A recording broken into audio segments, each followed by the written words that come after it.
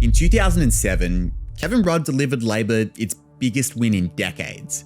But less than 3 years later, that very same party knifed him and installed Rudd-Gillard as the new leader. To be clear, this was the first time in Australian history that a party had knifed their Prime Minister in their first term back in power. So why did Labor do that? Well, Gillard effectively said that she had a just cause. I asked my colleagues to make a leadership change.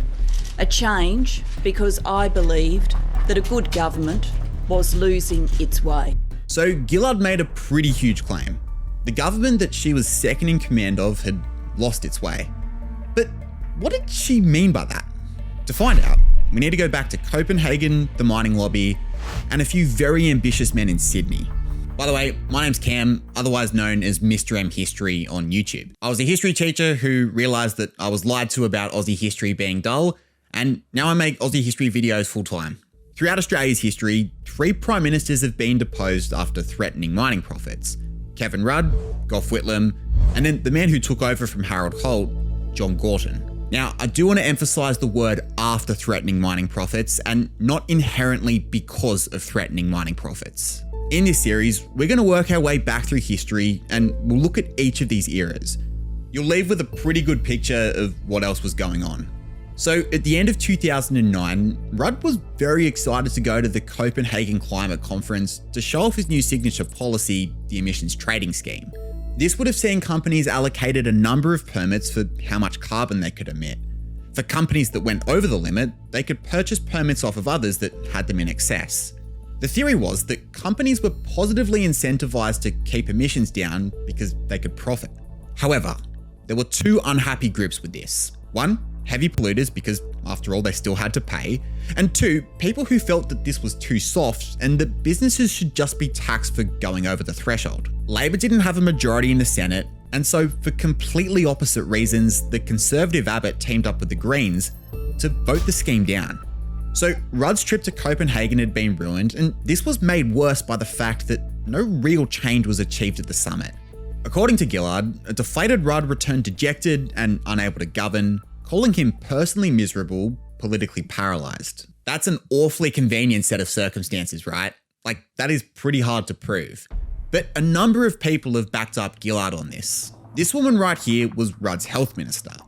She claimed that he was very dismissive of people's work, and ministers began to feel humiliated by him. In fact, Gillard argues that it was so bad that she had to lead meetings on behalf of Rudd, who had completely lost his ability to make decisions. When Rudd eventually decided to abandon the ETS, it got leaked to the press before he'd told his cabinet. This poisoned people like this guy, Tony Burke. You might actually recognise Burke. Right now, he's the current leader of the House, or in other words, Labor's coach for Parliament, and he decides who speaks when and keeps them on schedule. But back in 2010, Burke's job description was much broader. He was the Minister for Sustainability, Environment, Water, Population and Communities. So effectively, the Minister for the Environment found out that the signature environmental policy was getting dropped, not through Kevin Rudd, but through the media. So Gillard's starting to develop a pretty compelling case, right? Well, plenty in Labor actually dispute this narrative. You might recognise these 2. I mean, I certainly hope you recognise this guy. On the right is Prime Minister Albanese, and on the left is his Energy Minister, Chris Bowen. Forgive the blurb, but as you can see, both of these guys were ministers for Rudd as well. Both Albo and Chris Bowen have argued that Gillard's narrative only came about after the fact. Bowen even specifically said that there was no observable change of behaviour after Copenhagen. So these leaked documents right here give us a second reason. 6 months after the coup, WikiLeaks released classified cables between the American Embassy in Canberra and the US State Department. In a cable from 2009, the embassy gave a profile on a guy called Mark Arbib, and they mentioned that he met with them frequently. So who was Mark Arbib? Well, as early as 2006, the embassy made a note that Arbib was the key leader of the New South Wales right faction. Let me explain. The Labor Party is divided into state divisions, and within each state, alliances exist because a unified voting bloc simply has more power. The technical term for these alliances are called factions. In New South Wales, there's 2 big factions. Labor Left, which has guys like Albo, However, these guys are typically much less powerful than their opponents, the New South Wales Right faction. Nearly every Labor Premier has come from this second faction. It used to be led by Prime Minister Paul Keating, and in the time of Rudd, this faction had two big players, Tony Burke and now Mark Arbib, who was a senator in Canberra. This was a faction that was also known to be paranoid about polling and for knifing leaders on a dime. Before Arbib was a senator, he was the party secretary in New South Wales. That's a person who doesn't hold a seat in parliament, but like a coach in sport, is responsible for team selection and for broad strategy. In 2007, he was the campaign director for Morris Yemma, but just a year afterwards, he was crucial in forcing his resignation. So he changed his mind on someone. I mean, we've all done that before.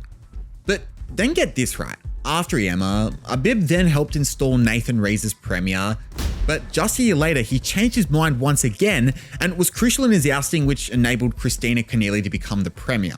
I mean, just have a look at how a former Labor advisor described the New South Wales Right. And they've morphed into, frankly, the hollow men who stand for nothing other than following the focus group polling. So let's just say that Arbib had a track record for a coup. When he became a federal senator, his position as New South Wales Party Secretary was filled by a guy called Sam Dastyari. As Rudd's polling went from looking like this in 2009 to this in the middle of 2010, Dastyari ordered polling on key marginal electorates in Victoria. The polling came back terrible, but there was one consolation. The Victorian, Julia Gillard, had really good personal polling. And this is where things really get moving. As leadership speculation grew, a Sydney Morning Herald article claimed that Rudd's chief of staff had ordered polling on Rudd's popularity.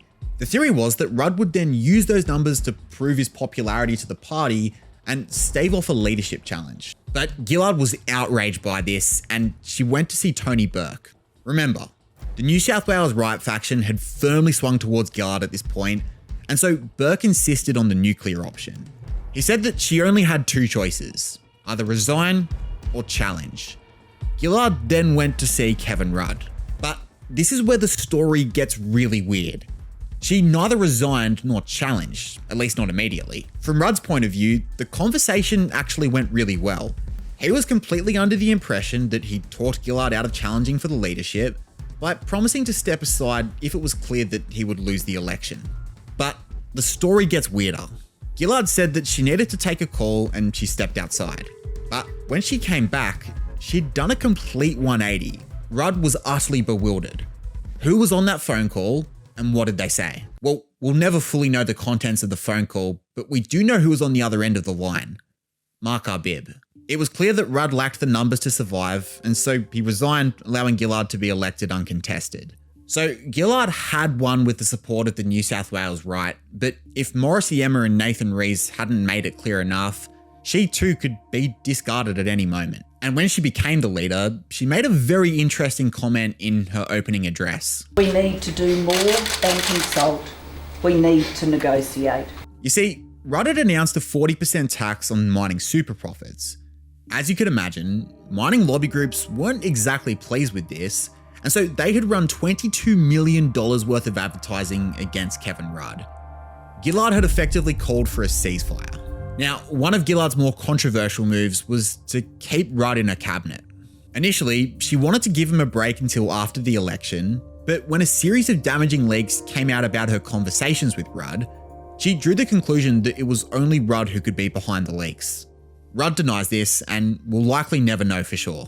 But one thing I will say was that when Rudd was given the job of foreign minister, the leaks did stop.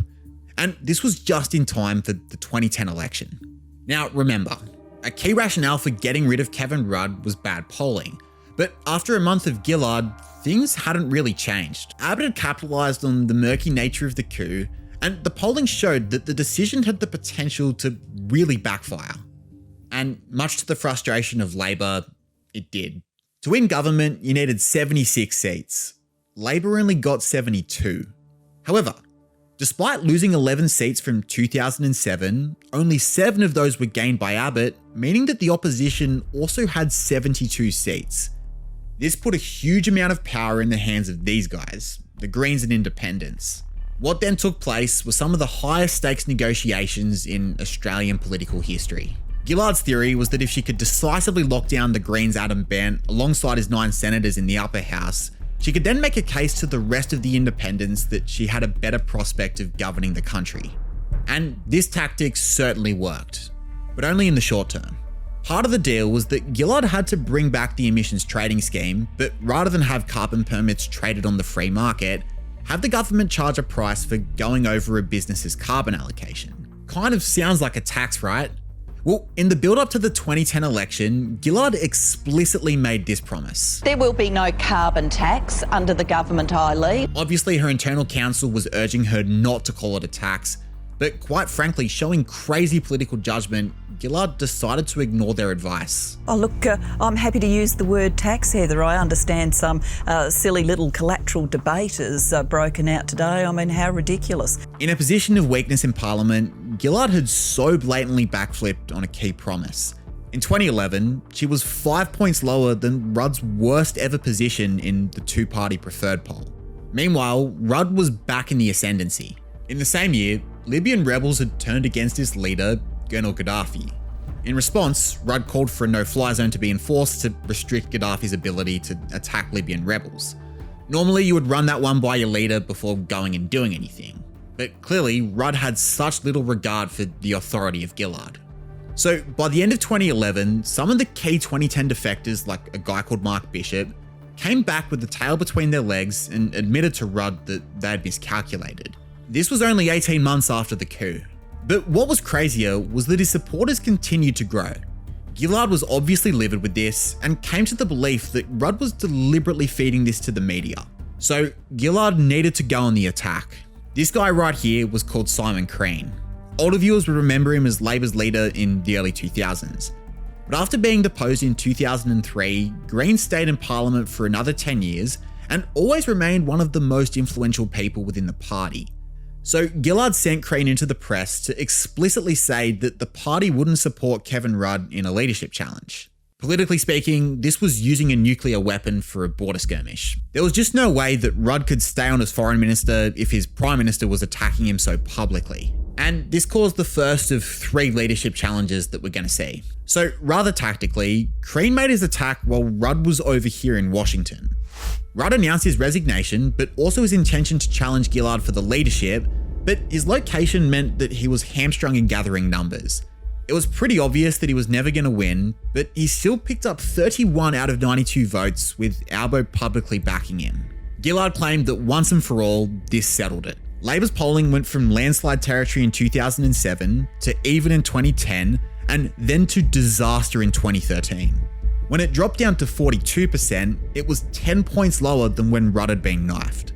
This was enough to make any politician's blood go cold, and Labor were asking themselves the question, what have we done? And so what came next was truly crazy. So remember Gillard's attack dog, Simon Crean?